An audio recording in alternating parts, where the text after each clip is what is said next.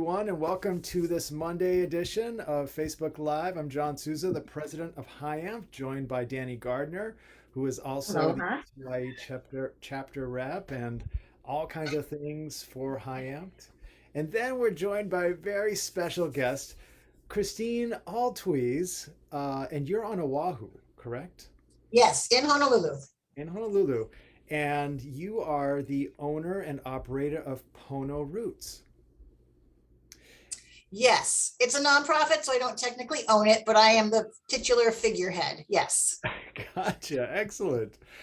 Well, thank you so much, Christine. Now, you've been involved with HIAMFT in its various iterations over the years. I recall there was one board meeting where we all got together and you were there. In fact, when we were coming up with the name for HIAMFT, this latest iteration of our organization, I remember you had lots to say about that. And so this is delightful to How get back. uncharacteristic of me to have lots to say. That's not me. Right. You are such an outspoken and very proactive individual. I'm really excited to hear about what you're doing and about Pono Roots. So I just want to open it up to you. Please tell us about what you're doing. Okay, thank you. But before I do that, I just need to plug HIAMFT, which I'm not good at saying yet. HIAMFT, which is such an important organization. And for anyone watching, if you are a therapist, even if you're not an MFT, I think it's a great organization to consider belonging to. The website is great now. It's got all sorts of helpful information. There's a good community board where you can post stuff and get instant responses from people, which has happened to me when I posted stuff. And it's just really important, especially if you're working in mental health, to be connected to people, and maybe even people who you're not specifically otherwise connected to. So if you're a social worker, or if you're a psychologist, or if you're even not an MFT, follow the Facebook and follow the website and learn stuff. Wow, Okay, so that's that was my awesome. plug. I didn't even have to Unpaid pay you to plug. do that. Okay, and yeah, I mean, professional organizations are where it's at for us, right? We need support, and often the only people who really understand what we're trying to do are our colleagues. So I worked in intercountry adoption, domestic adoption for 30 years. Started when I was 7 years old.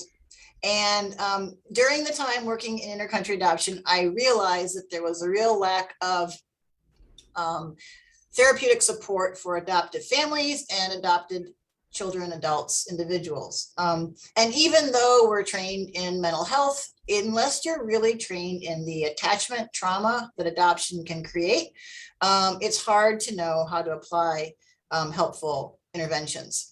And what I experienced in my 30 years doing this work is that we'd have a lot of really wonderful, intelligent, well-educated, well-intentioned parents messing up messing up in their parenting of these children who were post-institutional or traumatized through the act of adoption. And so I finally got my own act together and created this Pono Roots Counseling Center recently, which is the culmination of 30 years of working in adoption and getting to know adoptees and parents and family dynamics. And also along the way, learned a lot about marriage, what makes a good marriage, what makes a strong marriage, what makes a challenging marriage, because in adoption, we see a lot of marriages coming to us that are in various states of brokenness or healing, because being infertile can really work a number on a couple. So I learned all this stuff doing this work, and then started Pono Roots Counseling Center here on Oahu, which we're really excited about. And we're just, doing the work now, training prospective adoptive parents, working with families, working with couples, working with children, and trying to meet the need. So that's it in a nutshell. That's all. Just changing the world. Yeah. Like we do as mental health professionals. That's amazing. Christine, I know how important that work is. One of my favorite go-tos in learning about adoption and those attachment patterns is The Primal Wound. Primal Wound.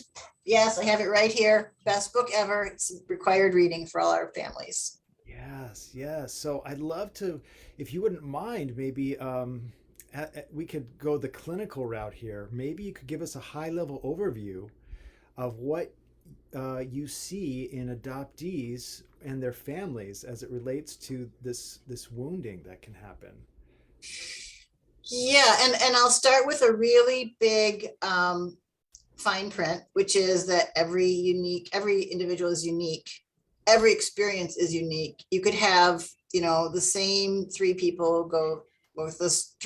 different people go through the same exact experience of adoption and would have three completely different reactions.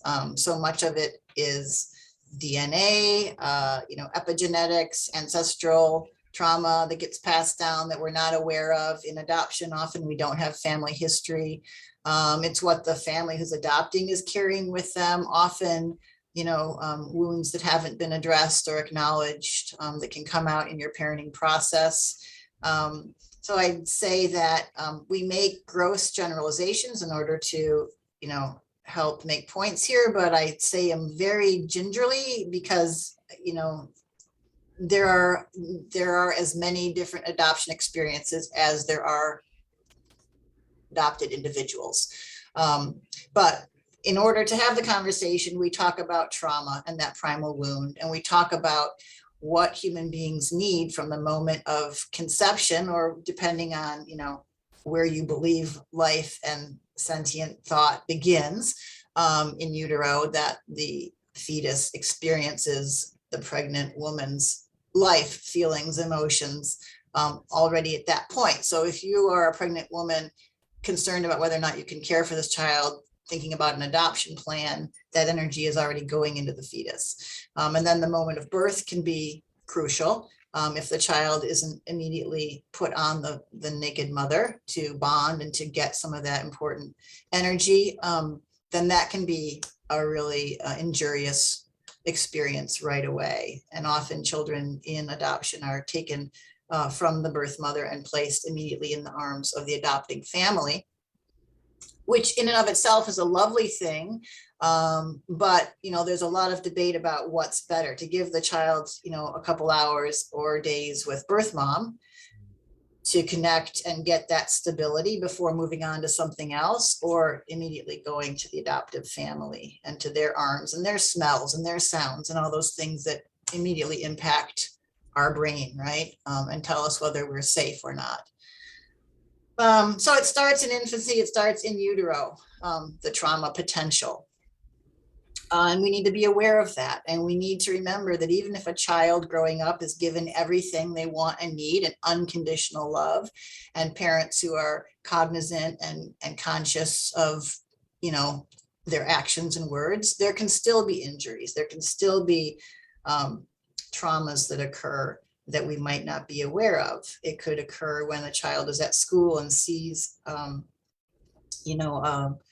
a mom interacting with her son where they may look very similar, and the child may then, process, I don't look like my own mom who's raising me, and may come home in a funk about that. And you won't have any idea that happened to your child, that trigger happened at school. It could be that the child has a deep sense of shame and guilt, which we hear a lot from adoptees, that there's this hardwired sense of shame and guilt coming from having not been good enough to have been kept. And that can, be ignited, can easily trigger, at any time. I once heard from a woman, and I repeat this story all the time because it left such a profound impact on me. She was adopted at birth into a family where she looked exactly like the family that raised her. You wouldn't know, looking at her and the family that raised her, that she was not their blood. But she tells that growing up, even though she was loved and had everything she wanted, she was almost constantly aware that she didn't share their blood, and that she felt different and less than because she didn't have knowledge of her birth family. She was always scanning the room, wondering if someone in the nearby environment was maybe related to her. So I'm kind of going all over the map here, but the point is that raising a child who's adopted can be, you can be walking through a landmine, and not know what, when, where. So we just have to be constantly mindful of the, as you said, primal wound that exists, and try and build our child up to have a sense of confidence and love. Yeah, and the I'm also thinking about the parents and how much they have to go through to adopt a child. And I've often heard from parents that I've worked with that have adopted. Sometimes it can feel they can have a hard time with parents who have no problem having a kid, and uh, how much they've had to go through as adoptive parents just to have the right to take a kid home. So you have just proven that you are not only a brilliant therapist, but clairvoyant, because I literally was late for this by a minute because I was having that exact conversation with two clients on another Zoom call. That exact, and I literally said, and I haven't said that thing in like years. I said, it probably feels not so awesome to be having this Zoom call with me right now where we're reviewing some of your parenting techniques.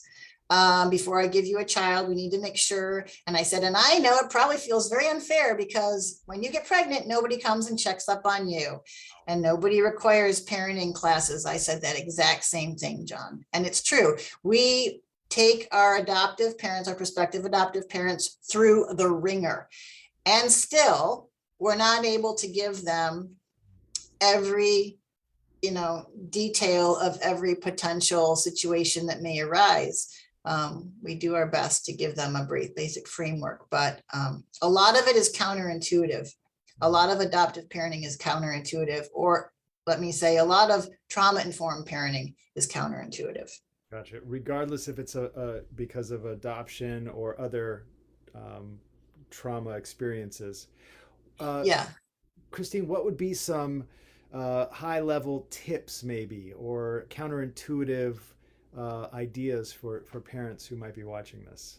Okay, so I'll give you two recent examples that came up with some families of ours. So a child who's in his, somewhere in the 12, 13-year range is having some behavior issues at home. And so I reviewed with the family, what exactly has happened? Give me every detail of these recent incidents, things that happened right before he had his outburst. So mom was sitting on the couch with son had his feet up on the coffee table, son was doing something, mom was next to son taking care of a pet. And at some point, mom needed to adjust and help the pet and said to the son, move your legs. And not sure how she said, move your legs, may have said it in, not the most charitable tone, but said it as you would be able to do, right? Move your legs. Child took that as pet is more important than me. I don't matter. Mom cares about pet, and kicked mom. Now, that's an extreme response, but if you understand the trigger and the pain and the deep sense of loss and trauma and shame that can accompany the pet is more important than I am, you would understand. So if we were to educate around that moment, we'd say, maybe instead of saying to your child, move, you would move. Mm-hmm. Now, the pushback we get from a lot of parents is, it sounds like you're overindulging your children. It sounds like you are kowtowing to them. That's not the word I want. It sounds like you are sublimating yourself to them. Yeah. You're going to have a spoiled, entitled child who doesn't understand about boundaries and doesn't understand about his or her role. And, why are you constantly manipulating to take care of the child? To that, I would say, child is traumatized. What do you want? Do you want to be right? Do you want to follow the old protocols of top-down parenting and sort of, well, this is logical? Yeah, it's logical if you're talking to someone who has the benefit of a firm attachment and self-confidence, and their brain is functioning on the highest level and they don't have any hardwired traumas in there that are going to trigger and reignite. Yeah, I mean, if you want to keep doing that, fine. You'll have a wall punched full of holes and you'll have, an unhappy child. So the alternative is to change your thinking about what's appropriate. And why do we do this? We do this because there's really no limit on how much we should be willing to do to help our child feel safe and heard and seen and loved. That's got to be a hard sell. Maybe not for all parents, but for a lot of parents, I would imagine. to basically put Yeah. aside all of those preconceived ideas of right and wrong, and to do what is pragmatic or at least helpful in the moment. To do what speaks to your child's deep sense of who they are, because this is unspoken stuff that we're not gonna, we know how to trigger it, but we don't know how to hear it. Really, we can't be in there hearing it. We can't know what it feels like, um, really, you know but we do know what happens when you don't do this, and that is you get a lot of families who spiral out of control, and adoptions disrupt, and marriages break up because the child will potentially go down a very dark path of feeling misunderstood and unloved. For sure. And that's another great point. And Danny, I don't want to keep taking up the airtime if you've got some questions brewing there. So feel Oh free. no, I'm just listening. Um, the marriages, the relationships Mhm. between partners can really take a hit when you're dealing with this chronic attachment stuff. Um, any words of wisdom or any patterns that you've seen? I have no wisdom, but I will share with you what I've learned by watching other people. Um, I can tell you that you rarely have two parents on the same page about parenting issues, even in good times. Even if you birth that child, it is rare that you will have both had the exact same parenting experience in your youth that will bring you to the place where you're going to have the same outlook now as adults, right? So super important to do all your homework before you bring a child into this experiment, right? Who am I? What do I believe? What are my triggers? What are my non-negotiables? How important do I think it is he keeps his room clean? How important do I think it is that he doesn't ever talk back? A lot of these things are so basic, but can in the moment ignite World War III if you're not careful. The other thing is, I call this the sort of be aware of your own moral policing, because as you pointed out, if we feel like it's our job to point out every time our child does wrong, that's a big job, and that can just constantly reignite your child's sense of shame and guilt. So I try to give families permission to just step back on that. Your child knows right from wrong. Hmm. Children know right from wrong, right? Not when they're first born, but pretty quickly they figure it out. And they often punish themselves worse than we could because they'll ruminate on it. When they do something wrong, if they know they did it, you're almost better to just not address it. Let them know, but not come down hard on them about it. This is an example people who know me are probably sick of hearing, but I love this example. I had a child in my family, have a child, one of my wonderful children, who came with some trauma. And early after his arrival in my home, we had a birthday party, and Legos were given to one of the other children as a gift. The Legos at the end of the party were not anywhere to be found. The box was there, the Legos were not. So I asked, has anyone seen the Legos? And no. And the child who most vociferously denied, I knew was the child who took. So I went into the bedroom and looked around in the back of the sock drawer. I found all the Legos. So I put them in a little Ziploc bag, and I put a little pink heart with the child's name, and I put that back in the drawer. And consequentially, I don't know if it's, if it actually worked, but nothing has ever been stolen again or taken by that child. 6 years later, we've had no more of that behavior. And I think what happened in the moment for that child was he knew that this was known. He knew that it was wrong. He knew that I still loved him and that I know this happened.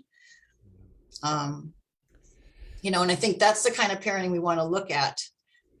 Being aware, you don't want to be dumb. You don't want to tune out. You don't want to say nothing, but you want to say things that are actually helpful and that speak to that child's state. And what a brilliant intervention that just reduces reactivity, but also clearly communicates love. Yeah, that's what we need to be focused on, is communicating love, unconditional love and support, because these kids have been through enough already. They don't need to be reminded of all their inadequacies. They need to be supported and lifted.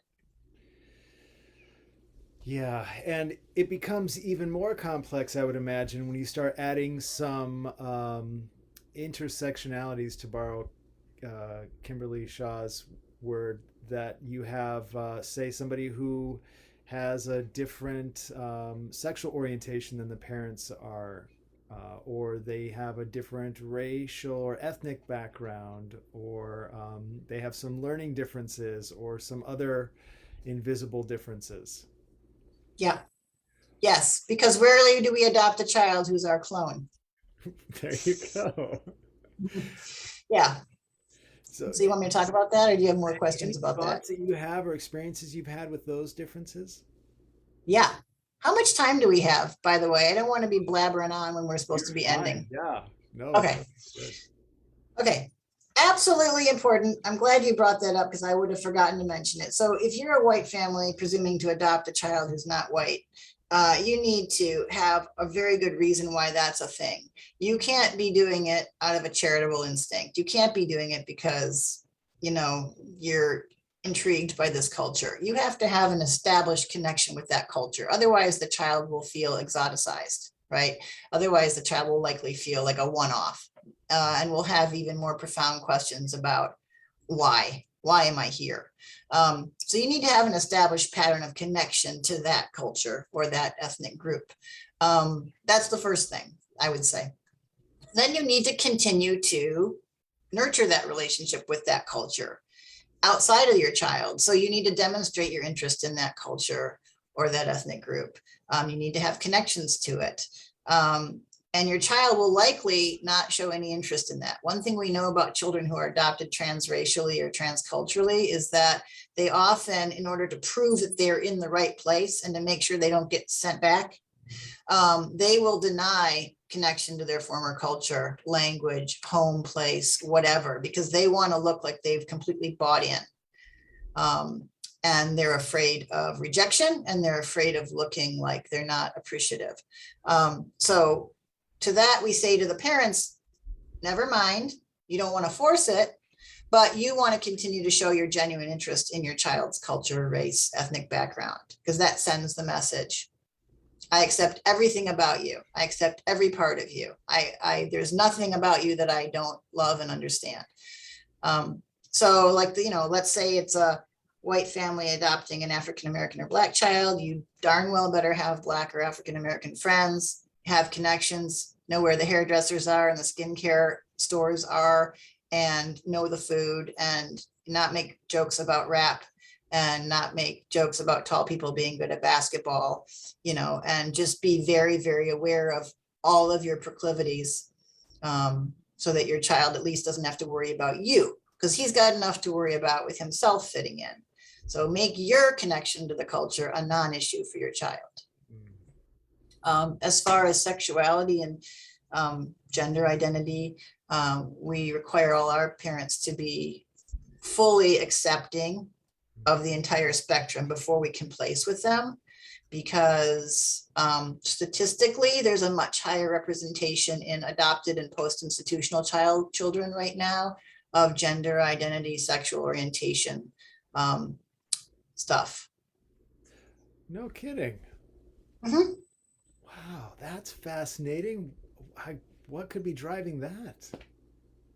I have a lot of harebrained theories that aren't research-based, so I don't want to say them, but I have a lot of loving theories based on just what I think about, how we live in the world and when we're accepted and what decisions we have to make and who gets to live their best life and who has to make constant compromises and changes and difficult decisions.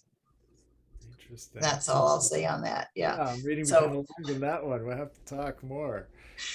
yeah. Absolutely. But again, like you said, like the parents need to be ready, Yeah. and willing, Yeah. and able. And so that, learning differences, great point you bring up. A lot of adoptive parents are exceptional people. The majority of them are exceptional. They are willing to do extraordinary things to live the life they want to lead as parents, right? It's not easy, as you mentioned, to adopt a child. So you're talking about an exceptional group of parents who are motivated and have access to resources, and that makes them overachievers typically. We also know that adoptive parents tend to be perfectionists. This has been studied, so I'm not saying anything that's harebrained. It's actually been studied that adoptive parents tend to be perfectionists. And often the experience of infertility makes that parenting goal even more precious and precarious and coveted and therefore targeted. So we talk about this and how important it is to be aware of that. Your tendency towards perfectionism can be a real challenge as a parent.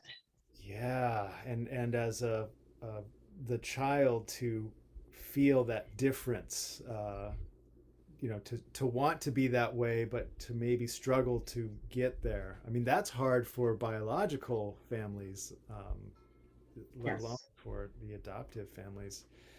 Wow. Can I ask you to share and pontificate on one final facet of this dynamic in your expertise? Do you have time? About the difference between a child and a parent, like genetically, or if you're, Well, actually, it's something that I've encountered in my own work with families in this dynamic. It's the question of how do I support my child if they do or do not want to seek out anything about their biological family? oh yes. Okay, I love this topic. So absolutely, we never want to make our children feel wrong for not being interested in the things we think they should be interested in, which is a #1 parenting pitfall. We do that in all areas of parenting, right? Whether it's like join the sports team, or be interested in charitable work, or clean your room, like all these things we think they should want to do. If you're not interested in knowing about your birth family, there are two options. One is it's because, as I mentioned earlier, you're afraid of hurting the feelings of your adoptive family. So what we've learned, I do this search and reunion pro bono work where people call me and I help them find their birth families. And it is shocking how many people call me after their adoptive parents have passed away. They got the message from their adoptive parents for years, and they'll tell me, my parents always said, you can search, I don't mind. Look for your birth family, I will help you. But there's this deep, deep, deep fear of hurting the people who are raising you, the sense of loyalty to them, or possibly feelings of conflict around not wanting to be rejected again by your birth family, that can influence that decision to search. So we just want to be very sensitive. If our child is not showing interest in birth family, knowing them, meeting them, caring about the culture, we just want to be gentle. We want to present it as something that isn't threatening to us. If it's a cultural thing, we want to have that culture actively with us as much as possible, and let the child come when they're ready, if they're ready. There's really not much more to do. That's one of the simplest things I would say for us to do as parents, is just make it available, present, and non-threatening, and be ready when and if your child is ready. Beautiful. Well, that is wonderful advice. I think so. Danny, do you have any other comments or questions? Nope, this was a wonderful learning experience. I didn't think it was so complex, but I didn't get to experience adopting children. I have two, and I was one of those that, wow, you have two. Didn't even try, you just had two. So this was wonderful, and it helps me see from another perspective that I never really had the conversation with my friends who adopted children. What are they going through? What are their experiences, their pain, their joys? So this was wonderful. Thank you so much. It truly was, Kristine, just a pleasure and a privilege to soak in some of your experience and wisdom. And you do have tons of wisdom. And I have a wow, lot of experience for sure. yeah. Thank you. How could folks get in touch with you? Tell us a little bit about Pono Roots and what you all have going on. Okay, Pono Roots is on Oahu, as I said, but now thanks to COVID, we're all remote comfortable, right? So we're all doing remote everything. So we do offer Zoom sessions also for folks within Hawaii. We do parenting support, we do child parenting work, we do couples therapy, we do individual adults, adopted or otherwise. I'm EMDR, I'm a big EMDR fan. Trained, and I really believe in the importance of getting to the trauma and rewiring the brain. So that's something that we also do. Excellent. Find And us on ponoroots.org. ponoroots.org. That's it. Awesome. We'll put a link to the website in the chat. Okay. Kristine, I can't thank you enough. Truly, this was just awesome. I'm thinking we should turn this into a full-blown CEU event at some point. Please. Yes, I will be happy to help. I think it's a really important topic, parenting in general, but So, adoption, parenting. Yeah. my Trauma, gosh. all good. And Danni, Okay. thank you for being here as well, and coordinating all this. Kristine, again, mahalo. Have a wonderful rest of your week, Kristine. I look forward to connecting Thank again you. soon. And to everyone who watched Thanks. this, I hope you enjoyed it as much as we did. So aloha, mahalo, and a hui ho. Until next time. Aloha. Aloha.